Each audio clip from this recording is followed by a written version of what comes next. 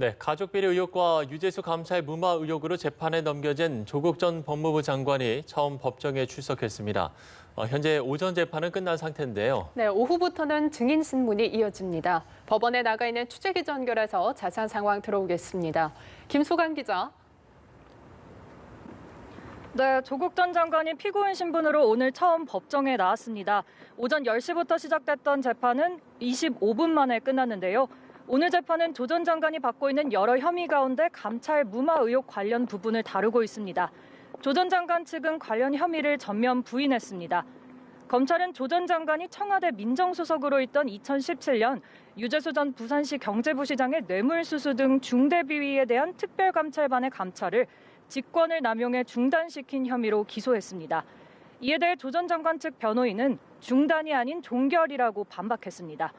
이어 법령상 허용된 감찰을 더 할 수 없는 상황에서 당시 민정수석으로서 최종 결정권을 행사해 유재수에 대한 인사조치를 지시한 것이라며 직권남용이 성립하지 않는다고 주장했습니다. 앞서 법원에 도착한 조 전 장관은 지난해 장관 지명 때부터 검찰의 전방위적인 수사가 있었다며 고통스러운 시간이었다는 소회를 밝히기도 했습니다. 조 전 장관은 검찰이 왜곡하고 가장한 혐의에 대해 사실과 법리에 따라 하나하나 반박하겠다며 오랜 시간이 걸리겠지만 지치지 않고 싸우겠다고도 말했습니다.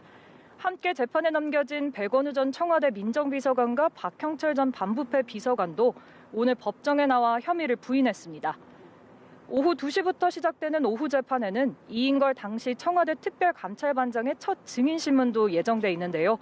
이 전 특감반장은 당시 유 전 부시장 감찰을 담당한 만큼 의혹 규명에 있어 핵심 인물로 주목받고 있습니다. 이 때문에 검찰과 변호인의 치열한 공방이 예상됩니다.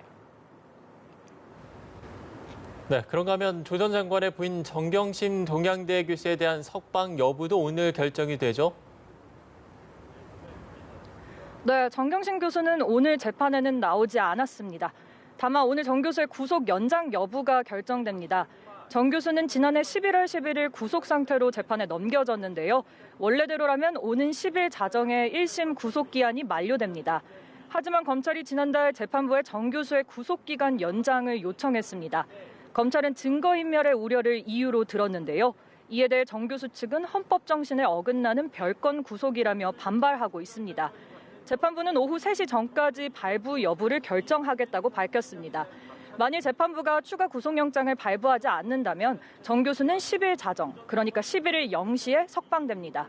지금까지 서울중앙지법에서 연합뉴스TV 김수강입니다.